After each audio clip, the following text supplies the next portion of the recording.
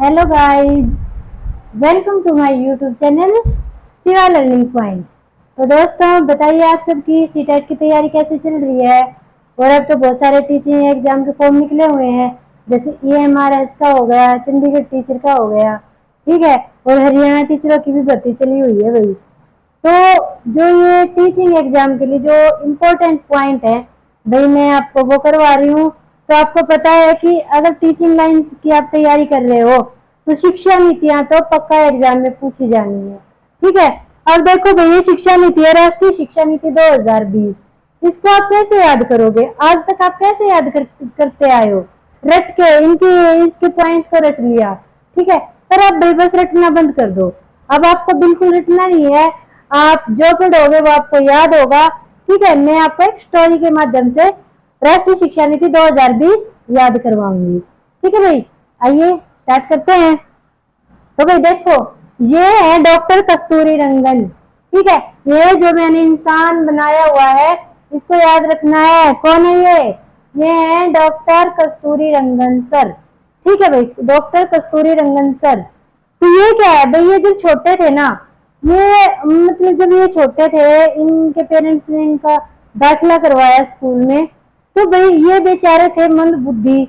वहां पे स्कूल में टीचर मतलब 86 के टाइम पे क्या होता था कि टीचर रटने पे जोर देते थे, बच्चों से चीजों को रटवाते थे कि भाई ये रट लो वो रट लो, ठीक है। अब ये ठहरे मंद बुद्धि मेरी तरह, तो इनको रटने से कुछ याद होता नहीं था। ये बेचारे बहुत परेशान रहते थे, पर और कोई विकल्प नहीं था, तो इनको रटना पड़ता था।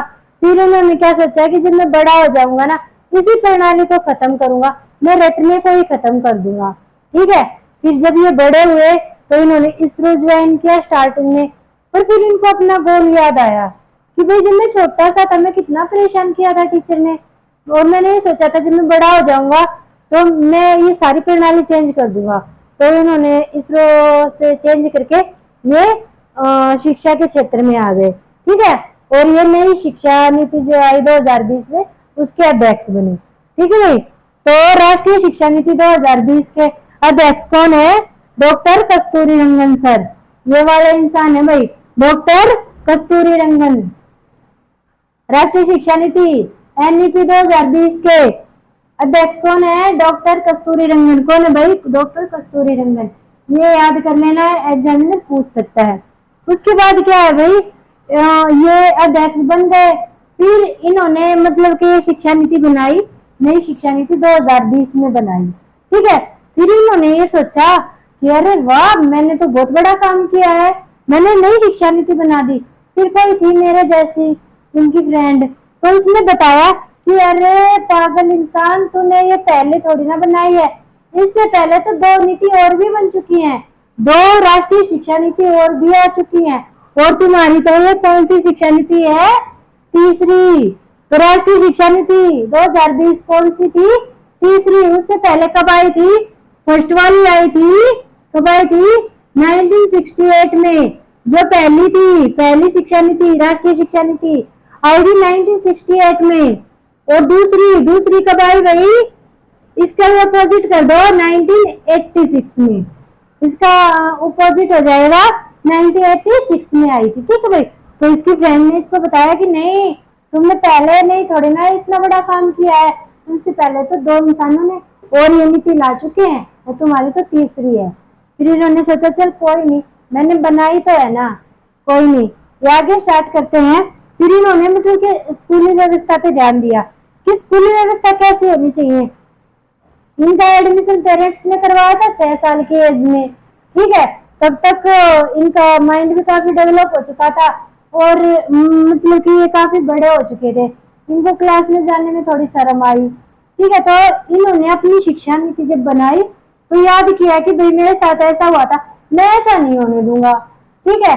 मैं जो 10+2 का की व्यवस्था है, जो वर्तमान में है, 10+2 की व्यवस्था है ना, 10वीं तक पढ़ो, फिर 2 साल पढ़ो, और सरकार के पास कितने साल रहो? 12 साल। तो इसने कहा नहीं, सरकार के पास 12 साल नहीं, हम बच्चे को 15 साल रखेंगे सरकार के पास, ठीक है। इसके लिए इन्होंने क्या फार्मूला दे दिया? 5+3+3+4 का फार्मूला दे दिया। और 5+3+3+ क्या है भाई? बच्चा स्टार्टिंग में 3 साल का आ जाएगा, प्ले स्कूल में जाएगा। फिर प्लस 2 साल पहली और दूसरी क्लास में जाएगा। फिर 3 साल तीसरी, चौथी और पांचवी क्लास में जाएगा। फिर 3 साल छठी, सातवीं और आठवीं क्लास में जाएगा। और 4 साल 9वीं, 10वीं, 11वीं और 12वीं क्लास में जाएगा। ठीक है भाई, ये हो गया थर्ड, फोर्थ, फिफ्थ। ठीक है भाई, ये फॉर्मूला बनाया। अब बच्चा कितने साल रहेगा सरकार के पास? पहले बच्चा 12 साल रहता था, अब बच्चा 15 साल रहेगा। ठीक है, पहले इन्होंने सोचा नहीं था कि ऐसा करना है, पर क्या हुआ कि जब ये नई शिक्षा नीति बनाने जा रहे थे, तो जो इनकी वाइफ थी, इनके पास एक छोटा बेटा था जो 3 साल का था, बहुत शरारती था। तो उनकी वाइफ ने कहा कि देखो जी, मैं इस बच्चे से तंग आ गई हूँ, मैं अब इसको नहीं रख सकती, मुझे नहीं पता, इसका एडमिशन करवाओ। तो इन्होंने बोला, मोहतरमा एडमिशन होता है 6 साल की एज में, और अभी तो ये 3 साल का ही है। तो इन्होंने बोला, जब आप शिक्षा नीति बनाने जा रहे हो तो ये नहीं बना सकते कि बच्चे का एडमिशन 3 साल की एज में हो। तो फिर इन्होंने सोचा कि अगर वाइफ की बात नहीं मानूंगा तो मुझे खाना नहीं मिलेगा, चलो मैं इसकी बात मान लेता हूँ। जो और माताएं हैं जो अपने छोटे छोटे बच्चों से परेशान रहती हैं, उनको भी थोड़ा सुकून मिलेगा कि चलो बच्चा स्कूल में चला गया 3 साल की एज में। तो इन्होंने नई शिक्षा नीति में वही चीजें ऐड की। इन्होंने क्या किया कि अब बच्चे का एडमिशन कितने साल की एज में होगा भाई? 3 साल की एज में होगा। पहले एडमिशन किस एज में होता था? 6 साल की एज में होता था। और अब एडमिशन किस एज में होता है? अब एडमिशन होता है भाई 3 साल की एज में। ठीक है, अब एडमिशन कितनी एज में होता है? 3 साल की एज में। अगर वाइफ की बात नहीं मानते तो भाई इनको खाना नहीं मिलता ना, तो इसलिए इन्होंने इस शिक्षा नीति को लेके आए। 3 साल तक बच्चा प्ले स्कूल में पढ़ेगा, उसके बाद फर्स्ट में उसका एडमिशन होगा। ठीक है, और पहली और दूसरी करेगा तो ये 5 साल हो जाएंगे। ठीक है, फिर तीसरी, चौथी, पांचवी करेगा तो ये 3 साल हो जाएंगे। छठी, सातवीं, आठवीं में ये 3 साल हो जाएंगे। और फिर 9 से 12 ये 4 साल कंप्लीट हो जाएंगे। यह स्कूली व्यवस्था भाई आपको याद करने लिए, रटनी नहीं है, समझनी है। इनकी मजबूरी को समझना कि छोटा 3 साल का बच्चा था और वाइफ के प्रेशर से इनको ऐसा डिसीजन लेना पड़ा। ठीक है भाई, आगे देखो भाई। फिर देखो इन्होंने कौन कौन से सिद्धांत दिए, कौन कौन से सिद्धांत दिए भाई? बहुत सिद्धांतवादी इंसान था। ठीक है, सॉरी था नहीं भाई, है, अब भी है, ये दुनिया में है। ठीक है, तो बहुत सिद्धांतवादी इंसान है ये। तो इन्होंने, जैसे मैंने स्टार्टिंग में बताया कि भाई टीचर इनसे रटवाते रहते थे, ये रट लो, वो रट लो, वो रट लो, वो रट लो, और इनको रटा हुआ याद नहीं होता था। तो इन्होंने क्या कहा अपनी शिक्षा नीति में कि नहीं, बच्चे से बिल्कुल भी नहीं रटवाना है, बच्चे को रचना करके समझाओ। ठीक है, अब ये क्लास में बैठे बैठे ऐसे करते रहते थे, ऐसे किया, ऐसे किया, ये बंद क्यों हो रहा है, ये खुल कैसे रहा है, ये बंद कैसे हो रहा है, खुल कैसे रहा है। ठीक है, और कुछ क्रिएटिव करते रहते थे। ठीक है, और टीचर इनको डांट देती थी, क्योंकि पहले टाइम में ये एक्स्ट्रा एक्टिविटी होती थी, इनको मतलब एकदम समझा जाता था। ठीक है, ये वाहियात की चीजें हैं, तो टीचर इनको डांट देती थी। तो अब इन्होंने क्या किया कि इन्होंने कहा कि नहीं, बच्चे को रटवाना नहीं है, बच्चे को रचना करके सिखाना है। ठीक है, संरचनात्मक समझ पे जोर देना है कि बच्चा चीजों को समझ के याद कर रहा है। ठीक है, उसको रट नहीं रहा है। उसके बाद क्या आता है बहुभाषिता। एक बात और भाई, जो ये कस्तूरी रंगन सर है, इनके फादर थे भाई, वो फौज में थे। ठीक है, वैसे मेरे हस्बैंड भी बीएसएफ में है। तो उनके साथ जब ये छोटे थे तो क्या प्रॉब्लम हुई कि इनके फादर का ज्यादा ट्रांसफर होता था, ये इनको वो इनको अपने साथ ले जाते थे। अब भाई जैसे ये हरियाणा के रहने वाले, अब ये जाएंगे बंगाल में, वहां पे इनको बंगाली नहीं आती। फिर चले गए पंजाब में, वहां पे इनको पंजाबी नहीं आती। तो भाई ये बहुत परेशान हो गए। तब भी इन्होंने सोच लिया जब मैं बड़ा हो जाऊंगा तो इस सिस्टम पे ऐसे कट लगा दूंगा और बहुभाषिता का नियम लेके आऊंगा कि कहीं भी चले जाओ भाई अपनी भाषा में पढ़ेंगे हम। ठीक है, तो इसलिए ये बहुभाषिता का नियम लेके आए कि स्कूल में सिर्फ 2 भाषा नहीं, 2 से ज्यादा भाषा भी पढ़ाई जाएगी, बच्चे की मातृभाषा में भी सिखाया जाएगा, चाहे वो किसी भी स्टेट से बिलोंग करता हो। ठीक है, अब जैसे भी मेरे हस्बैंड मुझे साथ लेके जाएंगे तो मेरे बच्चे हमारी मातृभाषा में पढ़ेंगे, उनके ऊपर प्रेशर नहीं होगा कि वो कन्नड़ी पे पढ़े, तेलुगु ही पढ़े, नहीं, प्रेशर नहीं होगा, वो हमारी मातृभाषा में पढ़ लेंगे। ठीक है, ये इन्होंने बहुत अच्छा किया है। उसके बाद क्या आता है कि सीखने के लिए सतत मूल्यांकन। इन्होंने किस पे जोर दिया कि सीखने के लिए सतत मूल्यांकन हो। राष्ट्रीय शिक्षा नीति में किस पे जोर दिया गया है कि सीखने के लिए सतत मूल्यांकन हो। पहले क्या होता था, साल में एक बार एग्जाम होता था।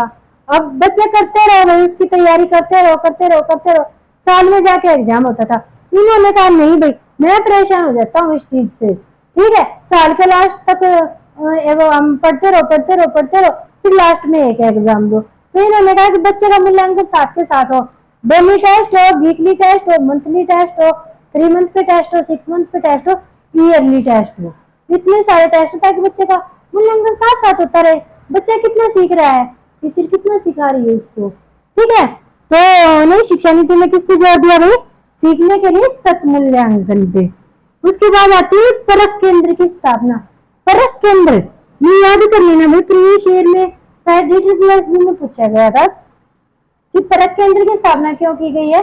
भाई परख केंद्र की स्थापना किसलिए की गई कि जो मूल्यांकन है, टीचर को मूल्यांकन करना सिखाए, बच्चों को मूल्यांकन करना सिखाए, तो ये सीखने के लिए सिखाने के लिए परख केंद्रों की स्थापना की गई। अगर टीचरों को अच्छे से मूल्यांकन करना नहीं आता तो वो उनको वहां पे क्लास देके, परख केंद्रों पर क्लास देके उनको मूल्यांकन करना सिखाया जाएगा, ठीक है भाई। उसके बाद आता है मेरे को बच्चे को ज्यादातर शिक्षा मातृभाषा में हो। अब भी मैंने बताया ना कि बहुत ज्यादा परेशान थे, जब दूसरी स्टेट में जाते थे तो वहां पे उस लैंग्वेज में नहीं पढ़ पाते थे, फिर ये बच्चों से पिछड़ जाते थे। तो इन्होंने कहा कि बच्चा चाहे कहीं भी चला जाए अपनी मातृभाषा में पढ़ेगा बच्चा, भाई क्यों पढ़ेगा दूसरी लैंग्वेज में अगर उसको इंटरेस्ट नहीं है। तो अगर इंटरेस्ट है तो भाई ठीक है, इन्होंने वो चीज भी आगे दे दी, अगर बच्चे का इंटरेस्ट है तो बच्चा पढ़ सकता है। देखो भाई त्रिभाषा सूत्र दिया इन्होंने, ठीक है, कि भाई 3 भाषा होनी चाहिए। मान लो एक हिंदी है एक इंग्लिश है, अब बच्चा तीसरी भाषा सीखना चाह रहा है, त्रिभाषा कोई भी हो सकती है। अब मान लो तेलुगु सीख रहा है, कन्नड़ सीख रहा है, पंजाबी सीख रहा है, कोई भी भाषा वो सीख लेगा, ठीक है। मान लो भाई हिंदी और इंग्लिश कंपलसरी है, बच्चे की मातृभाषा कुछ और है, तो हिंदी इंग्लिश के साथ उसको मातृभाषा में भी पढ़ाया जाए, ठीक है। तो ये त्रिभाषा फार्मूला था, इसके साथ ही मातृभाषा का फार्मूला अटैच हो गया। उसके बाद इसके बाद में करवाती है, देखो भाई इन्होंने क्या कहा फिर कि जब बच्चा कक्षा 6 में जाता है तो थोड़ा समझदार हो जाता है, इसलिए ये जो शास्त्रीय भाषाएं हमारी उनका विकल्प होना चाहिए। अगर बच्चा पढ़ना चाहता है तो वो भाषाएं पढ़ सकता है। और फिर जब बच्चा माध्यमिक स्तर पे जाता है तो अगर वो विदेशी भाषा सीखना चाहता है, कोई भी फॉरेन की लैंग्वेज अगर बच्चा सीखना चाहता है, जर्मन सीखना चाहता है मान लो, तो वो सीख सकता है, उसका ऑप्शन मिलेगा माध्यमिक स्तर पे, ठीक है। उसके बाद ये देखो भाई कि एक भारत श्रेष्ठ भारत पहल, ये इंपॉर्टेंट है भाई, नोट कर लेना इसको। एक भारत श्रेष्ठ भारत पहल किसका हिस्सा है, राष्ट्रीय शिक्षा नीति 2020 का। ये पूछा गया था, सीटेट में पूछा गया था कि एक भारत श्रेष्ठ भारत पहल किसने स्टार्ट की है, तो राष्ट्रीय शिक्षा नीति 2020 में, ठीक है भाई। अब देखिए राष्ट्रीय शिक्षा नीति 2020 में समावेशी शिक्षा को ऐड किया गया, समावेशी शिक्षा पे जोर दिया गया।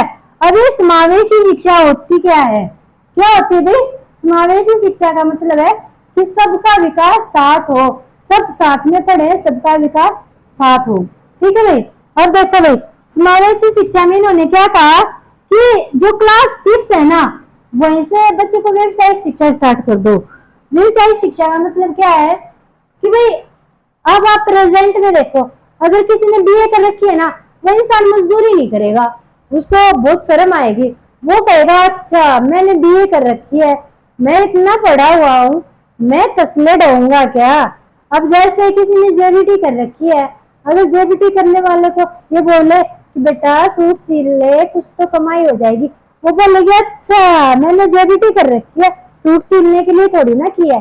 तो इससे क्या हो रहा है, इससे देश में बेरोजगारी बढ़ रही है। तो इन चीजों को खत्म करके इन्होंने क्या कहा कि बच्चे को व्यवसाय की शिक्षा क्लास 6 से स्टार्ट कर दो। अब मान लो और किसी बच्चे का भाई कोई भी चीजें सिखानी है, बच्चियों को सिलाई सिखानी है, पार्लर का काम सिखाना है, क्लास 6 से स्टार्ट कर दो, जब तक वे 12th पास करेंगे उस चीज में प्रमोट हो जाएंगे, ठीक है। अगर बच्चे को इलेक्ट्रिशियन का काम सिखाना है, थोड़ा थोड़ा छोटी क्लास से स्टार्ट कर दो, जो वो +2 पास करेगा तो उसमें एक्सपर्ट हो जाएगा, फिर वो काम करने में उनको शर्म भी नहीं आएगी। और अगर ये नई शिक्षा नीति 2020 पूरी तरह से लागू होती है तो मेरा यकीन करो देश से 80% बेरोजगारी खत्म हो जाएगी। ठीक है, आने वाले 10 सालों में देश से 80% बेरोजगारी समाप्त हो जाएगी। उसके बाद देखो भाई, दिव्यांगन अधिकार अधिनियम 2016 प्रभावी। ये भाई इम्पोर्टेंट है, इम्पोर्टेंट है, इम्पोर्टेंट है। ठीक है, क्योंकि पीछे पूछा गया है, पीछे क्या पूछा था कि जो दिव्यांगन अधिकार अधिनियम है वो कब पारित हुआ था भाई, याद रख लेना 2016 में पारित हुआ था। ये है क्या, ये है कि भाई इसमें ये कहा गया है कि जो दिव्यांगन है, मान लो किसी कोई पैर से हैंडीकैप है, कोई हाथ से हैंडीकैप है, उसको अलग देखा कि क्यों पढ़ा रहे हो, उसको इकट्ठा नॉर्मल बच्चों के साथ पढ़ाओ ना। अगर किसी को मान लो भाई एक आंख ऐसे है भाई, ठीक है, सॉरी मैं लैंग्वेज यूज नहीं करना चाहती, वो गांव में उसको बोलते हैं जैसे, ठीक है, अगर उसको अलग से पढ़ाएंगे तो उसमें इन भावना आएगी। अगर वो नॉर्मल बच्चों के साथ पढ़ रहा है तो क्या है भाई, फिर उसमें आत्मविश्वास आएगा कि हाँ भाई मैं भी नॉर्मल हूँ। अगर कोई एक पैर से चलने में असमर्थ है, दोनों पैर से चलने में असमर्थ है, तो भी क्या होगा, अगर नॉर्मल बच्चों में पढ़ेगा तो उसका आत्मविश्वास ही तो विकसित होगा। ठीक है, उसका आत्मविश्वास विकसित होगा कि हाँ भाई मैं भी नॉर्मल बच्चों जैसा ही हूँ। तो दिव्यांगन अधिकार इसी से रिलेटेड है कि जो दिव्यांगन बच्चे हैं उनको भी नॉर्मल बच्चों के साथ बैठ के पढ़ने की संतकता होनी चाहिए। और ये इसमें प्रभावी राय से बहुत जोर दिया गया है नई शिक्षा नीति 2020 में, नई राष्ट्रीय शिक्षा नीति 2020 में।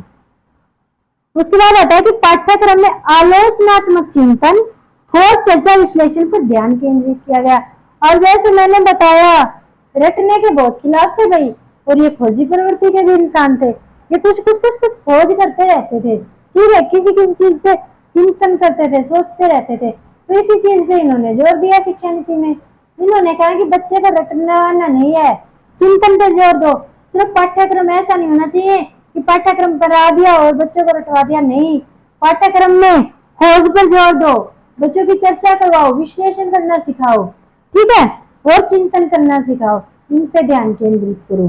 ठीक है, उसके बाद आता है भाई ईसीसी में खेल आधारित गतिविधियां खोज को शामिल।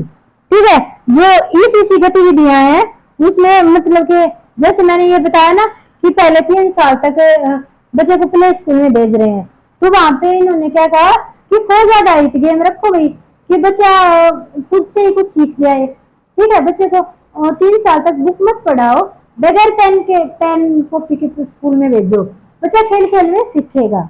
ठीक है, उसके बाद ये देखो भाई, ये स्कूली तैयारी मॉड्यूल, ये याद कर लेना भाई, स्कूली तैयारी मॉड्यूल ये इम्पोर्टेंट है। ठीक है, इम्पोर्टेंट है। ये स्कूली तैयारी मॉड्यूल क्या है भाई, ये 3 महीने का है, एक कोर्स है, लगा लो। अब मान लो भाई किसी बच्चे का एडमिशन तो हो गया 3 साल की एज में, अब जो निम्न वर्ग के हैं, जैसे कि भट्ठों पर रहने वाले हैं, जो मजदूर वर्ग के हैं, वो क्या करते हैं, अपने बच्चे को 3 साल की एज में नहीं भेजेंगे स्कूल में, वो 6 साल की एज में भेजेंगे, क्योंकि वो सोचते हैं कि भाई 3 साल का बच्चा है, उसके घर में 6 महीने का और बच्चा है, वो 3 साल वाला 6 महीने के बच्चे को खिला लेगा, उसके साथ खेल लेगा, दोनों का टाइम पास हो जाएगा। तो स्कूल में नहीं भेजेंगे, 6 साल की एज में भेजेंगे। एक बच्चा 3 साल से प्ले स्कूल में जा रहा है, एक बच्चा 6 साल की एज में स्कूल में गया, तो क्या होगा कि जब इस 3 साल वाले के इक्वल यानी 6 साल वाले को लेके आना है, तो उसके लिए 3 महीने का कोर्स रख दिया कि बच्चे को 3 महीने इन बच्चों के इक्वल लेके आएंगे जो कि 3 साल की एज में प्ले स्कूल में जाना स्टार्ट हो गए। तो उसको क्या बोला उन्होंने, स्कूली तैयारी का मॉड्यूल, ताकि वो अपने सहपाठियों से जो बिछुड़ गए हैं उनके समान आ सके। ठीक है भाई, तो ये था भाई नई राष्ट्रीय शिक्षा नीति 2020 कंप्लीट हो गया। डॉक्टर कस्तूरी रंगन को याद रख लेना क्योंकि इन्होंने ही दिया है। ठीक है भाई, और ये भी याद कर लेना पहली कबाई दूसरी कबाई। आई होप आपको इंटरेस्ट आया होगा, तो वीडियो को लाइक शेयर कर देना। थैंक यू भाई, जय हिंद।